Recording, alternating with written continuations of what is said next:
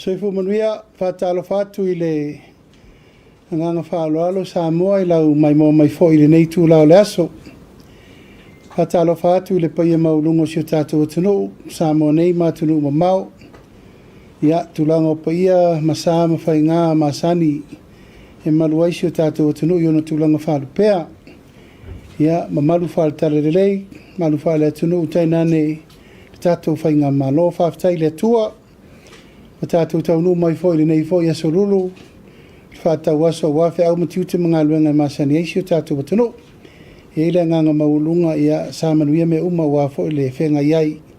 Si o tātou watano uma le tātou taunu mai le nei fo I vaenga le vai aso. Ia o le tātou porkalame masani le nei. O le teimi ma le au tusitala, taitai o le malo. Fonga ni nai fo I mtaupu uma walfontanga ale kapeneta sa usuia le nei aso. E iei wha moe maualunga ia o loo manuia le tāpo I maisi o tātou atunu sa mo nei e maisi tā whai fio le lalolangi.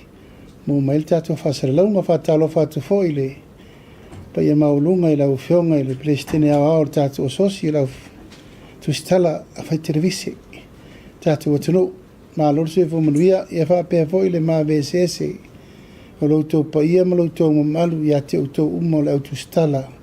Sa moa atoa. Ma lorso I fomanuia. La so lulu le nei, ia o tātou fontanga al tātou kapeneta masani. Sa whonoa mai ana le lai le itu lai sifuru le tai au. Ia sei whai wina le itu lai a whole toru I le au auri nei. Sa whasolo I lava tūlanga uma pe ona iai mata upu taitasi. I vai aso taitasi a wale so ino le pule whai unga whai. Mai se whetuna inga mata upu uma. E ala I whainga whai unga e tāla whenga iai. Mai lea vai aso I le vai aso. Tai au nei, sa FEILOA'IGA atoa ai le tātou kapeneta manisi fo'i o tulanga tofi fou. E ala I lunga I teitei whono ma board members uma o le tātou tanga luenga uma whaalapo patonga le tātou malo. Tofi ai nisi o I lātou e se furuma le ono. Nei le tai au. Ia whionga I teitei whono. Ia ai meise ia tulanga masani I sui o komiti ma pōta I tasi. Tonu whaalapo tonga umma tātou malo. Pe lava nsirifia o tasi le nei pūlenga. Whai tonu o le tātou atunu. Whenga iai lea o le paia ma le mamalu. Mali I mwhai launga. Wharatua matausi. Nā tau te tau aveina, le pūle aina, ma le whātonu tonuina. O komiti whatonu. I te tonu o le tātou whainga malo. Tai au nei sa FEILOA'IGA tō fia lo iai mwha mauni al kapeneta na fionga ia tangaloa Eddie Wilson o le taitei whono lea o le tātou nupi whā. Tō whā ia la vea tu pai matuna I ulai la vea tai whono lea o le tātou Development Bank. O la fionga ia pari si osi Hansel o le taitei whono lea o tātou tālonga whai tupe Campbelling. O le sunga ia Teresa tōntangi lima o le whaatonu o le Development Bank. Tia tau loa si anga o le whaatonu o le Development Bank. O amitua nai whanga I valo Kenrick o le whaatonu o le tātou Campbelling. Papali Stephen Leota o le whaatonu o le APC. Maulolo Fata Wellington e Malifa o le whaatonu o le tātou Accident Compensation Board. Leilua tuutongi mai lei. O le whaatonu le tātou Samoa Housing. Le alali mapu o nā, Mulitalo. Whaatonu le tātou Whamatoto. O sa ungafa sa lesa whetu o le whaatonu le tātou Ross. O tupuola sa vave, sa polu o le whaatonu le tātou Ross. Whaoletane Iona Pao, whaatonu le tātou Whalapo Pitongo Waa Samoa Shipping Corporation. Tangaloa tupau afa al whaatonu le tātou Samoa Shipping Services. Ma Robert Michael Rankin o le whaatonu le tātou STA. Ma le fionga ia pali I William Nansen o le whaatonu le tātou SPA ia ma le tātou Pacific Prom Line. Ia e tolu sulima isi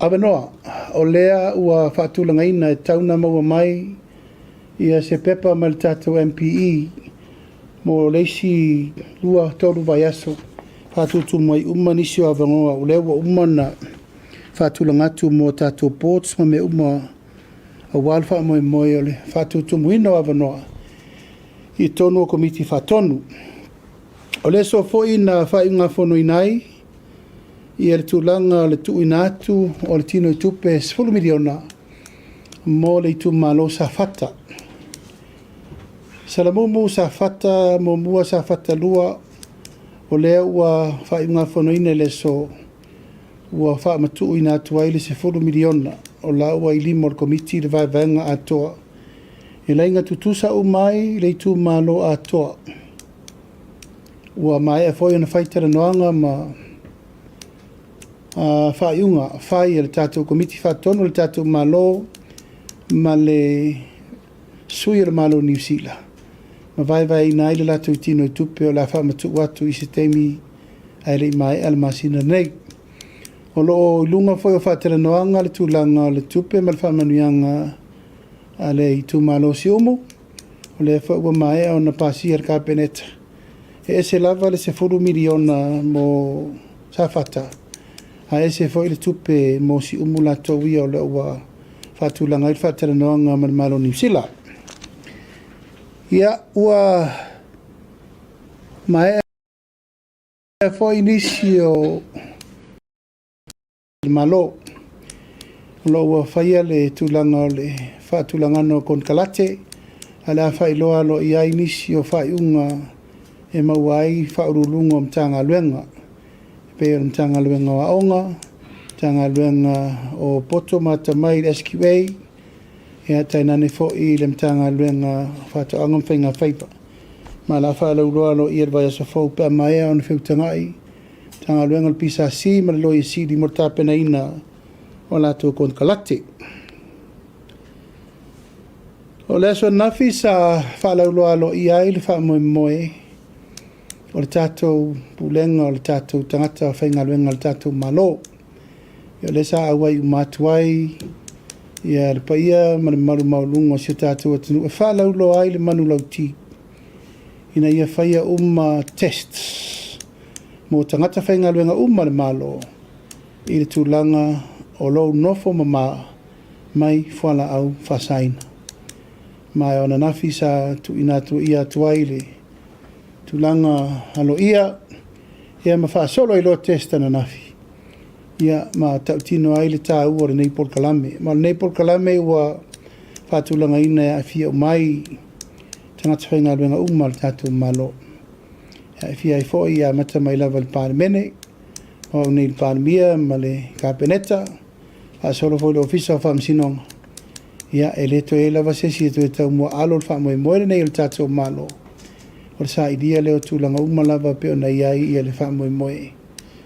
Ia awa le tau mawhai pēr leo le puipuinga Samoa mai whala au whasaina.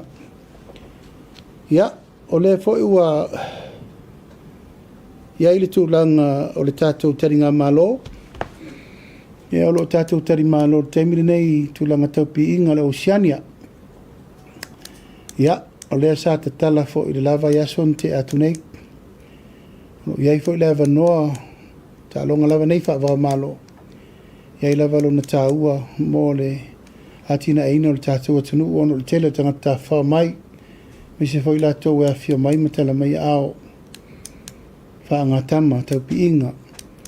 O le leo toi mamau fo i wa tā pena le malo. Tino i tupe tasi te si mare 2 miliona. Tuina atu ma le tau vanga tere o si singa mea mamafa lalulangi. Lo tā pena fo i nei a tātou. Ma e le titi fo i nei wha moe ua tā pena fo i ai le tātou malo. Wa le tātou taringa malo mo le nei fo i wha moe tā ua. Lo tā pena mai fo i se tasi o fontanga tā ua sa pasi nei fo i kapeneta ia o le ausua tusi umo le lalulangi. Whaia mai le lato fontanga i nei le tātou atanu. Alo peto tolu masina o lo tau fitu nai ono meo tupu le larolangi nei teimi. Whaingata ai na pui tu langa ole. A moe le whea ima me whapena.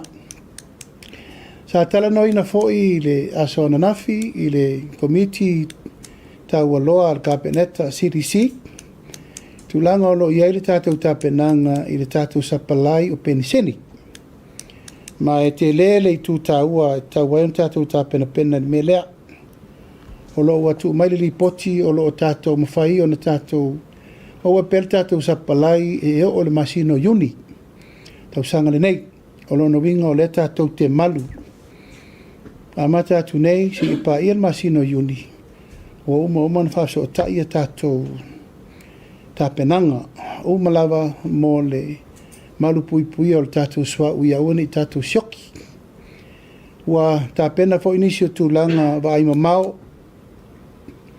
te tāpenanga o te tau na tātou whataranoa ina ia toi fausia nisi a tātou tane te tele ia wala teimi maso whapenei ina ia iai pere tūlanga o le lava o le tātou storage mo pensini ma me uma whapena o iai le whamoe le OPEC e toi tu ina tuai nisi tālasanga alo ia ina ia mawhai o na tāpena tūlanga o le nanga whatau lima ina o le tātou leo leonga teu wha leo standby and reserve storage ia o le lava la tāpena i mo le teimini nei mo le whamoe ia po o whea lava e anga iai vevesi o whai nei ia a lo o iai le tūlanga o le maua pele o tātou atunu i tūlanga tau soau pensini, kalsini o lo o mai tau ina pea le whai ma pea le pawa mai le o toi nāma se la ina o lo o whetu na i le ngā luenga te le te teimini nei i le tātou whalaka tongo i le tisi mai le o toi mamau a e whai atu le lato whasara launga e le la ititi le tū ngā o le iai le tātou mta upu le teimini nei pe ono tau si le fia e le la ititi fo le mta upu sa tātou whenga iai i le nofo inga na umanei ona ua te le a whaina tātou wafi te tele le uta i fianga polo keti e leila loifo se lau miliona Amerika sa whaatino ai afi te tele lama wai anta tai mai fulo sau e tai te le whaafi tauli wa le anga uma le underground cable le sa saua i mai fulo sau mai fianga e tau mai fulo sau i taimine nei ua fo ia le whaafi tauli o le lava le sapalai o le pawa se furu lua afi wha leo wai te tonu le tunu peitai ua uma na wha le tonu afi au wha le tonu waia o sota inga o le whatoa uma na tapena atu le waia o le sausa o mai tai i fianga e tau mai fulo sau a ua wha le tonu le waia mai fulo sau i tau ngā manono o lo sambalai mai ei le tu sa sae ato o pia e lai mafuai o na alu le mea taimine nei o lo tau sa ili po whea tonu o lo iele lape lea au nei waia umolo alu pito i lalo mai le lai titira ngā luenga o lo tau mwhai nei le APC e tau te toe fo i waia e wheo le lei mai lunga ina ia po whea lava le me tupu pe a wha le tonu o tātou underground cables a o lai ai ia waia i lunga e masani na tātou a sapalai mai il tātou il tisi paula valea ia o le mamoli atu lava o le vai malu i poenga si o tātou o tino o le lava e whinau le wha taunuino ngā luenga nta ngā luenga le il tisi e le whaingo fie le voi tau te sisi latu lava e ao ma po lai whainga ngā luenga ono le tau sa ili o se mea tonu e te tauna fo ad whapitauti awa umana avele a popo inga ia tilo ma mata i tūle lei e le whaingo fia le nei teimi le whapitauli o lo tūla i mai pēr le tūlanga whaima wha le tonu le tātou pawa ia ai le alo fia i le tūlanga masani o le tātou ono sai pēr ono le tūlanga whai pēr ma motu o lea ua uru fale ia tātou maketi i Savalalo o lo ofetu unai fo i lea tūlanga wha malulu fo i tūlanga o nisi sa awe mai tusi ele i awai ia o lo whata oto isi tātou whainga fau mo nisi tātou avano fau maketi fau ina ia ngafa tauli mai na pēr le tūlanga o le vaai ua tele tarasanga awa lai titi fale na whai ia o le lava lai tā pena me uma tauna o atu le vai sa fau ia ua alu le ato le tātou maketi ato ai mal whaongaina o le tātou passtop i tua ia o lo tau mwhai pēr me umai tā le tātou maketi lai tā i whunga lei ia mo le wha moe le fai u fetu na I umma le tātou wasa, tau fai tu whātasi umma me umma le maketi e tasi e tātou maketi e tala. Le lavo tā pena ma le tātou whalei ai tāile.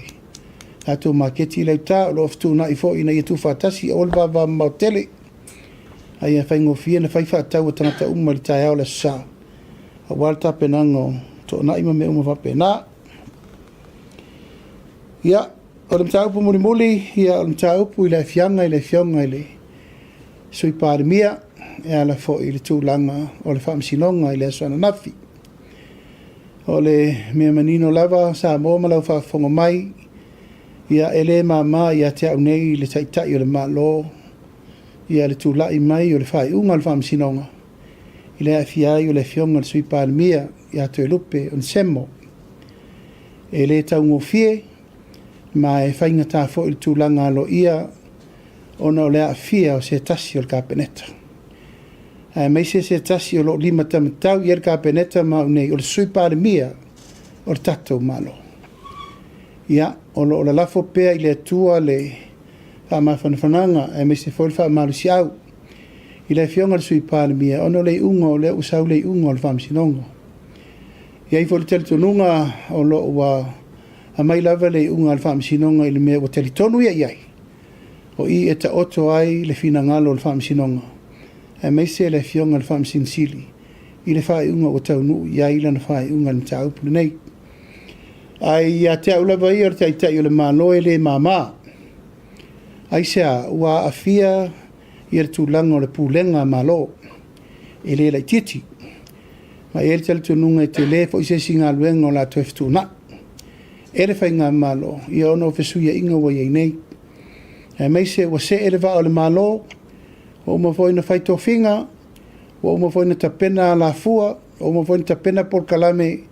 Mo le silima tausanga. Hui o lea. Ia o lea tatia mo le nei teimi ma matai tu. Ia o afo I tūlanga o lea tapa I ka peneta. E whaua uai le fo ia o whaafita uli wa tūlai mai. Ia ala le toe fetu na inga o tofinga. Ia ai mai se fo I tūlanga o le whaafaingo fia ina o ngā luenga al ka peneta. O le fionga le sui PALEMIA o lo sau whai se tasi o mta ngā luenga o le iwi tū ma le poutu toa leo ngā luenga te tele le tātou malo. Mai le whaingo fie pēr toi whetu na I fufuanga wa umana whatatia tūlanga lau te tele whapea. Ai o wia te te o le malo o te awa I le whaiunga wa mai I le whamsinonga. E lava le mea o lātou telitonu lātou iai. Ia e whapea nao na whaasolo le lātou whaiunga. Al tāpenanga whai le kāpeneta ia. Tāpena whai le kāpeneta ia fōfō le mea. Ma tāpena tau ma whai fō ia nisi o whaafita uli.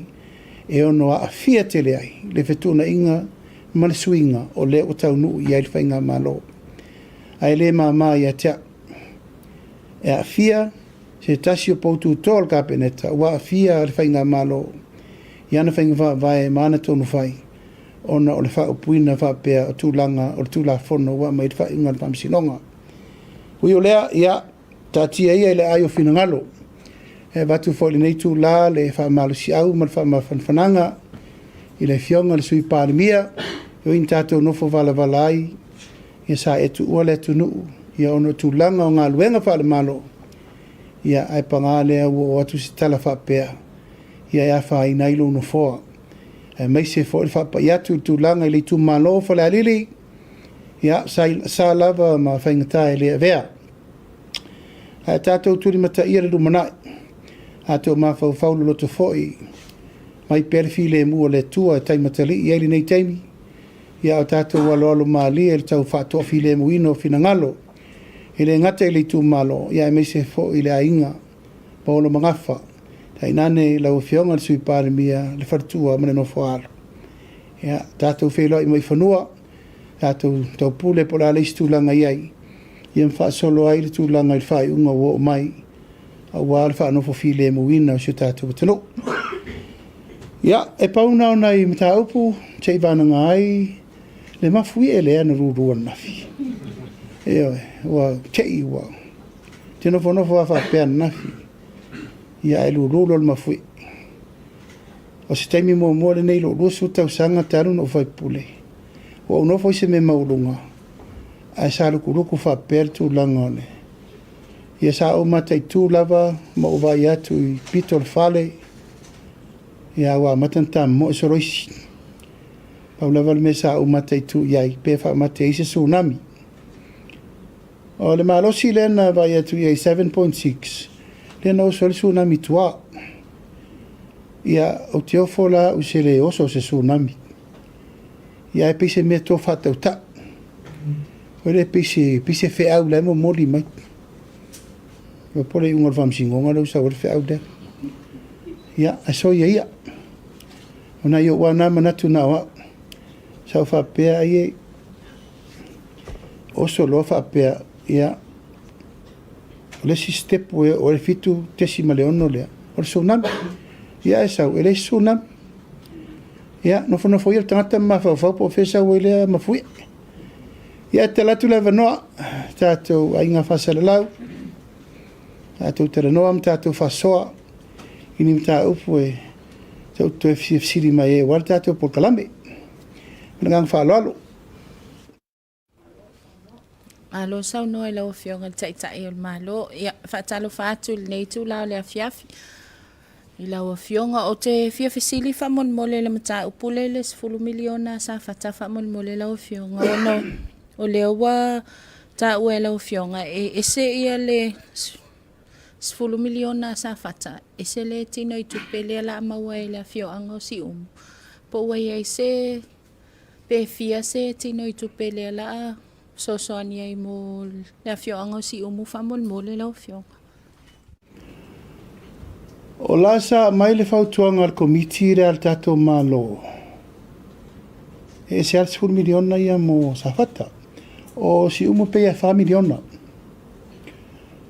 o le faita ua fa ile na fata ita ina le la dal ua fe on tupu ia si sa fata atoa pe ta i afe ile la loi fo la fe tangata e uma le ia la to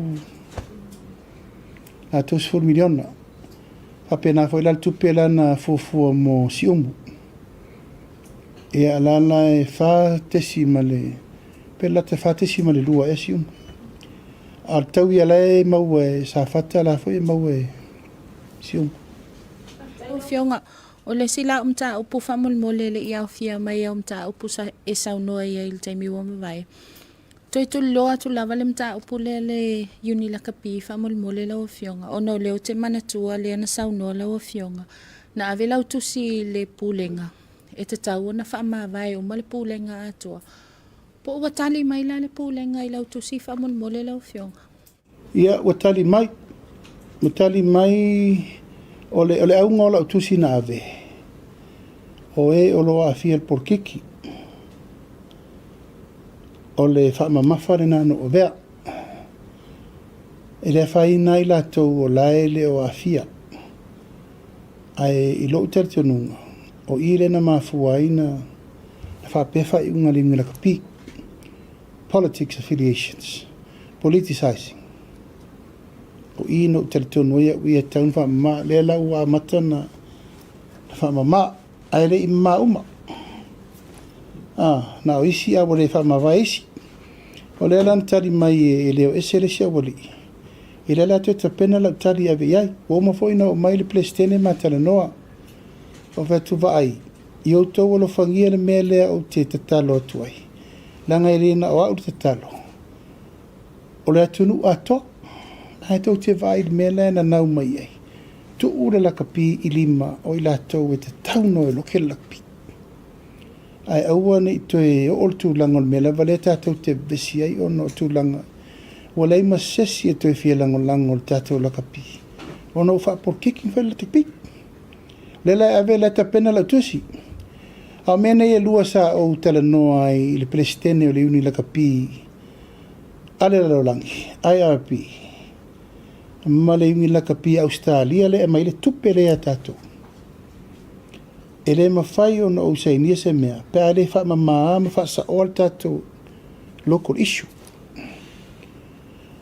O le lava lau o uma na tārsanga mai le ringi la kapia ausikali a te mali. E ape a whatara no le tupe. Ai a uma na mai pere le malo e tu uai. Se ia whaai o tātou so lau pulenga le whai. Ma le lau uma no whaia. Au uma na vela ui o enga tapena le tupe. Ai a uma na mai le tu i se i uma no mai umala i o le tu. E whai le tonu le mele.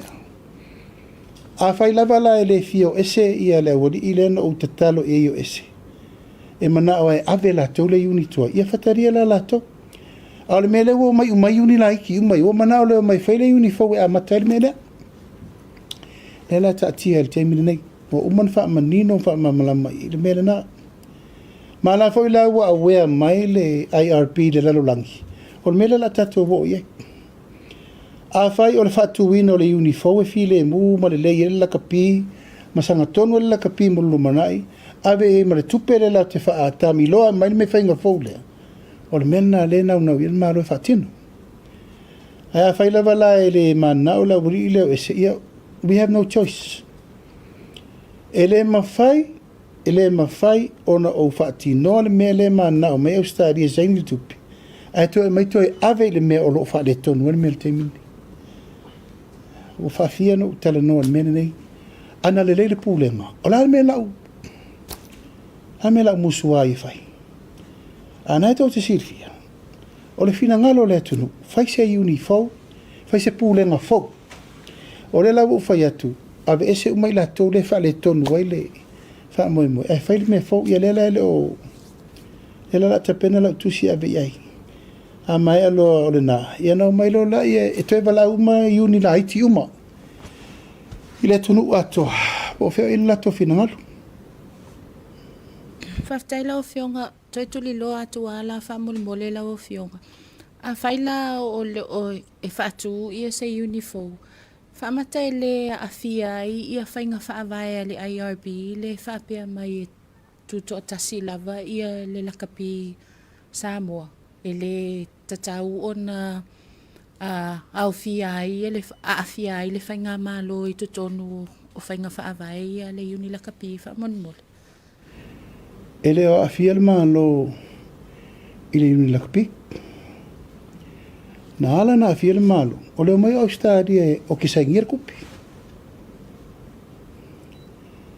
Ana whape leo mai au stadi. A malia au stadi e o sa o ringu lakapi e sa mo. Pure latu. Ele sa ua afia ngatasi. A leo mai au stadi a le saini le malo. Ele stupi. So there is a message there. O le popolenga la. A whai o te saini, o na toi awere o ale to si fia o malmela to. A whale tonu mai la o e toa ia. O le malo. O le tiuti o le malo, ma la wai whata i te o le malo, wha o ngā le me lea, e sort out ma fix that wha fitau di le tatu te. A se upu e wha peo le a fio le malo, le ai, na pāua le a fianga le o te mana o ai, wha mau popo po feo ta oto ele fina ngalo yuni umma o sama. A umalo, tōl tupe, pāua le mea le malo o le monitoring langalawa sengi le malo le cream. The government has a responsibility to make sure accountability and transparency le fight if atino le tupe lea. A le raninga ia, se o latou, e le ngā tia, hafso tai uma, vidi mai tana umanga, vidi uma mai tamata alo umalai ni usila na voto vai etu saunonga bad lamb. Tamatua i umalawa le manu Samoa. They are all look forward, mo swinga le. So le lau te nau nei i le teimi o le swinga wa leva o na tatau o na fight. Mo le tulu. Hello fionga o la tau po muli fa moli. Hallelujah o toi to mana tu atu le vai taimi o le palemene fa moli la o fionga. Le asa e sau noa i tūlanga fo i e siaki. Le whapea le tua i ai ia le suita i tai o le vaenga wha upu whai e le HRPP. Le fionga i a fonto e lau fionga wha monmoli. Pe ma whai ona e wha malama atili mai pe sina wha malama anga o le mta upu le wha monmoli lau fionga. Ia, ere i whaapea no uso ona whaia upuna le palemene.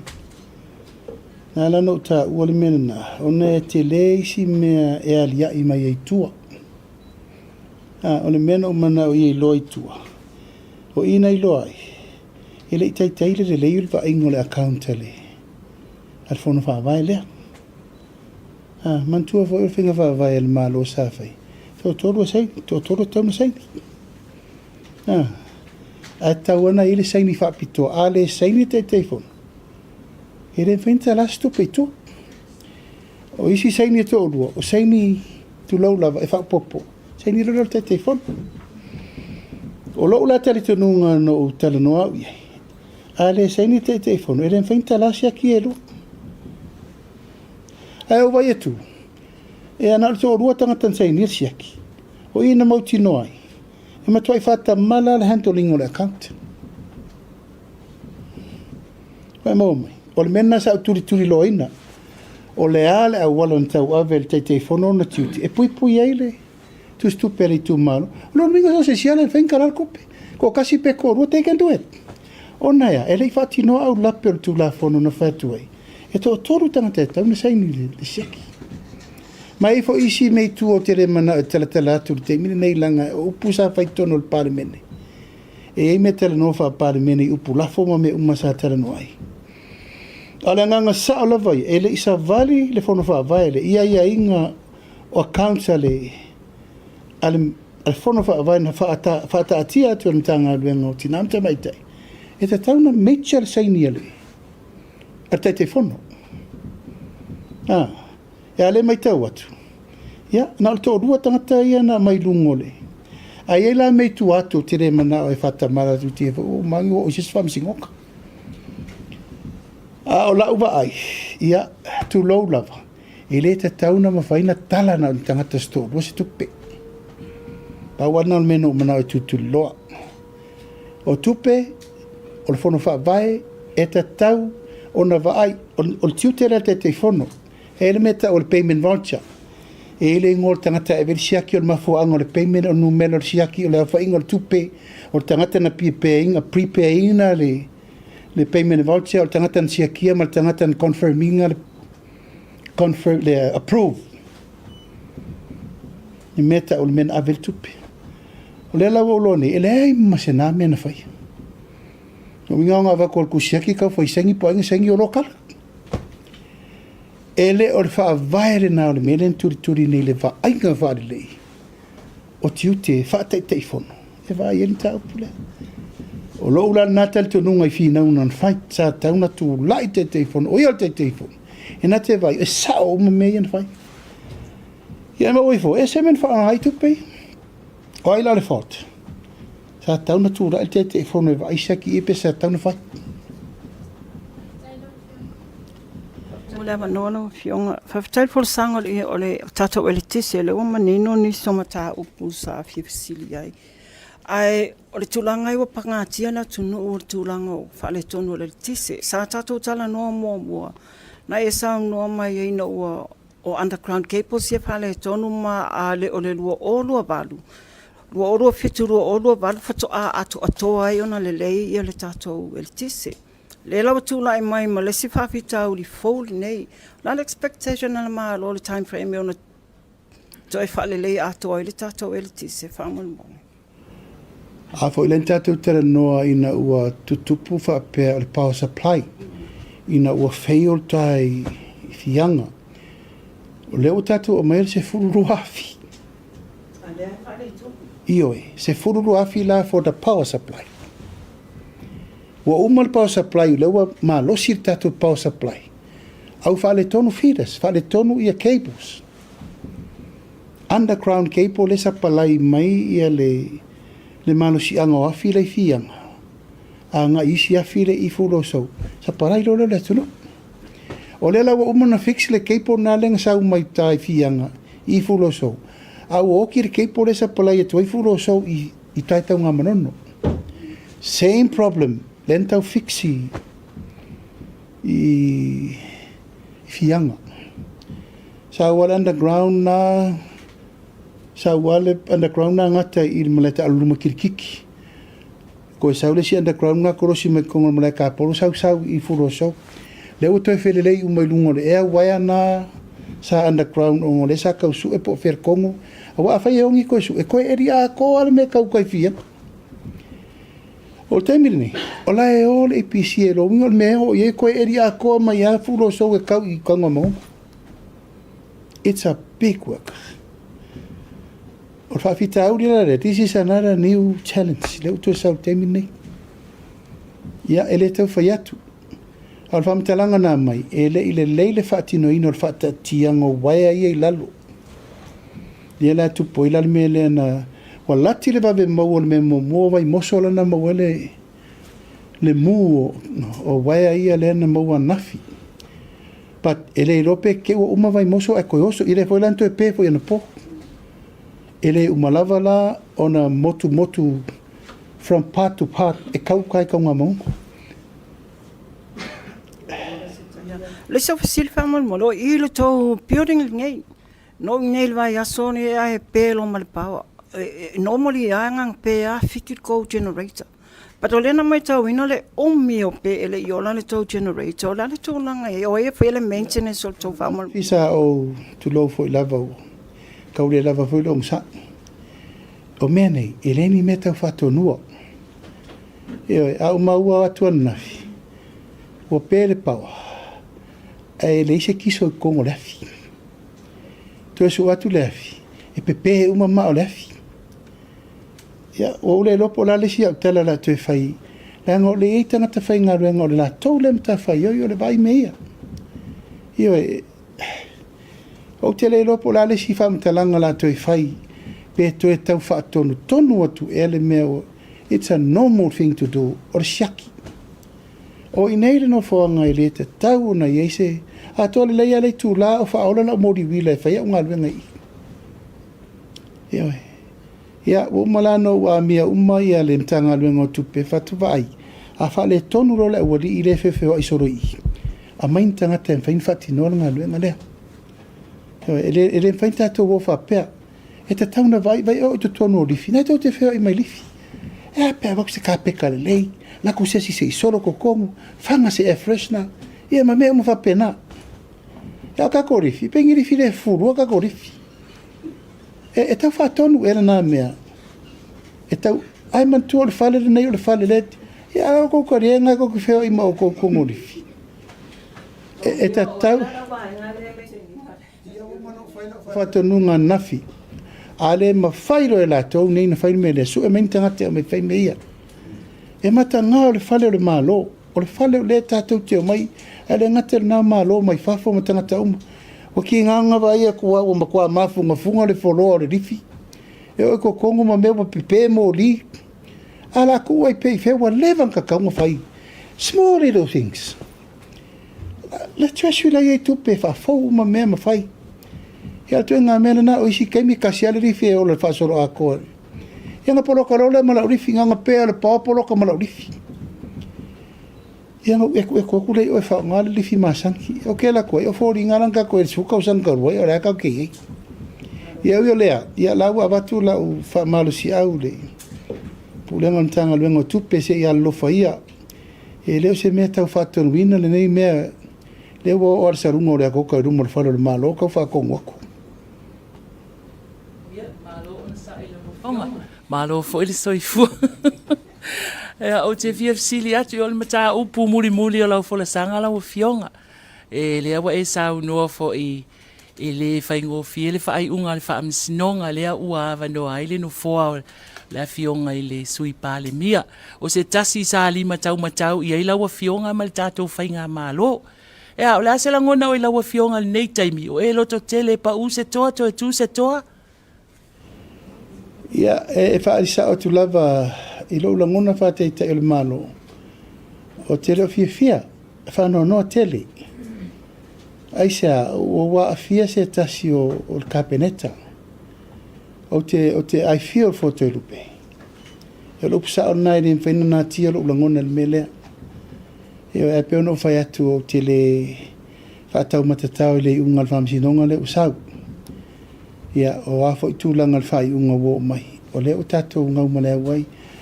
Ai le whaingofia ia te au le tangata le wa afia o la usu I PALEMIA o le setasi o tangata sinia o kapeneta io whatever fo I le tamu whai mai o lona no fo tau tuaina o siona I tu malo ia le lava tau folofolo mali I le tulanga whata I tai e mamuru setasi o lima po o tu lou lava e te langona langa e te tua ia I otherwise wa e moa umana mamafa o me uma isa amo te rupe leo te whatiti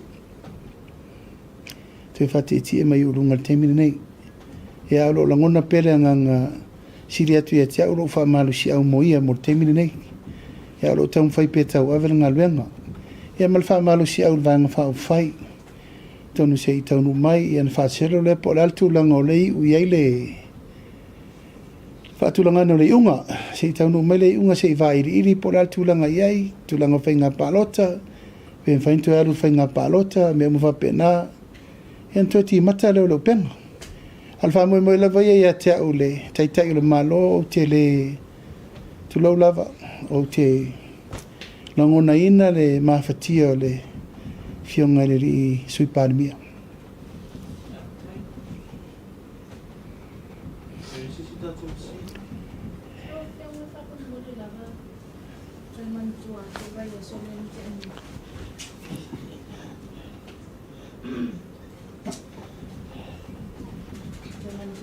So lea na mawai atu nei whamon mole lau fionga. Se tasi o sui ofisa sili lea sa unua lau fionga o lea sa watu I le whaase e atu I le ofisa o le loia sili. Po o aile mtanga luenga am whai fo e ona whai loa whamon mole. Le loia sili ale mtanga luenga pisa sina mai. O wha maonia le solia o tu la fono uma. Wa mio e solia I whainga wha mai o tangata whainga luenga al malo.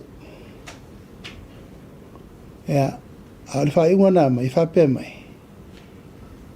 E avela vanoa te wha whainga luenga, matongi la whetala. I le wa aila al kapeneta. O le whautua mai, mwhailo mai, u wha maonia o masori ngā tūlafa. Ai toi wha pē mai, e toi avela vanoa, matongi la whetala. O lana winga, e leo whetau I le whautuanga lai whai mai. E sori la tu la fono, wha maonia, a te whai mai tu ave le vano. E le whetau I, na lau tu ave le lo le. I sa si wa tolu a vanoa, e tolu whai unga whai. Ave le vanoa, tu wha whainga luenga, wha mangalo tongi la whetala, pol wha malolo. La tau te le mea la le sivaenga o le. A whapeu whautua mai kapeneta ua soli tu la fono. E tau lana la toa mai al whai unga whitaui. Tu sa ma le whai unga lea mai, ma le whautuanga lea mai. Ai la tau tele I whaia. La lana mafua na tue whafo I le pisasi mo le lato tutuunga. A le vala lava le tasi. E te lea hai a inga tu la fono le pisasi la tue ftuna. Ai pean tatu terenofo te leo temi. E pe e whai ma alo whanga I lato e soria tu la fono. Ngā whainga luenga le malo. E mele nei, le mela lea. Whamangalo. Tongila wafeta la. Ia, sao oi ma et. Ai whawhere so tu la fono leo komit. Whawhere crime leo umana whai. E pe ono whatu e te tele. E le lai titi isi me mua vo. Ngā whainga luenga e whaila ko kongkaraki kongolu. Tanga luenga le malo. Ia ai pesa alu fa le longa la fa pe o mana avel tu ala lo sili ko revise man mele ele fea mo o fenga luenga le malo le fa maoni e la tu nga mele tu lo lava na lo lava wo mo atu I ngi moro ke ia le si maka usanga e va ko ri ma na le fea le tu me fo le tu mo wa sia no. Ai wha whea o tō ia wa lewa nau tō ngāru rue mo tō whea ngai e pēa, me whai e pēa. Ai le tō mana mia le māloni tangata whape nei. E leo ne tangata fo le tunu o le tele lava tama whanau, uma mai a onga le tau sanga. Ma le tau sanga. Ai o tula fono le pisasi ia. O le la toe lau li liu uma ina aua la nei toe le melea. O fa pena ma le mela lea. Aua nei toe o la fa tautala nisi I mea le malo.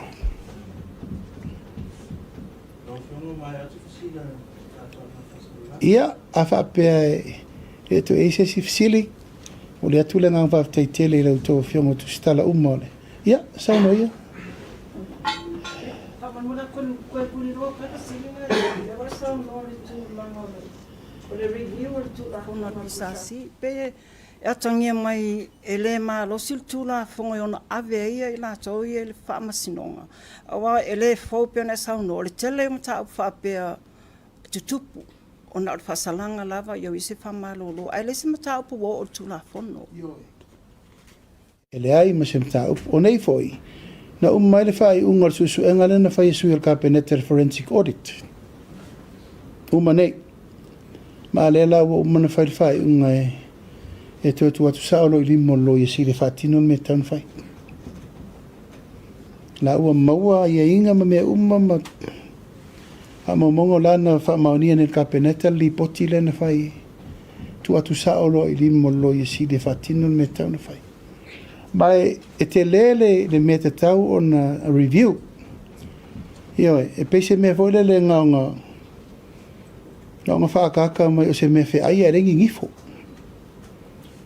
e le se me le tu langa na fa tata mai e le se me faina faini au lape fa te o mai tanga ta uma me le ai lawa fa tu langa ta silava le unga man fa mo ia ina ia malupu ipuia mai aua ni tu fai ni sini tu langa le tal fengai fa tu la fono tu pel tato malo ma se tal malo ya mo le tu langa fa te tele la mai mo mai sa moa nei foi tu la le aso ma le tau fai tu pe tato por kalame so son mai le tu ale fa so longo le nei vai aso manuia fo I faiva ma tiute manga luenga uma o lo o tala me fa solo yesi o tato watunu awa fo I fa mo uma mole tato watunu umole lumanai e vatu le fa mai senga al tato por kalame I nisi fo I o e na awinatu I atunu mamao e ai na ngase tato na vatu I New Zealand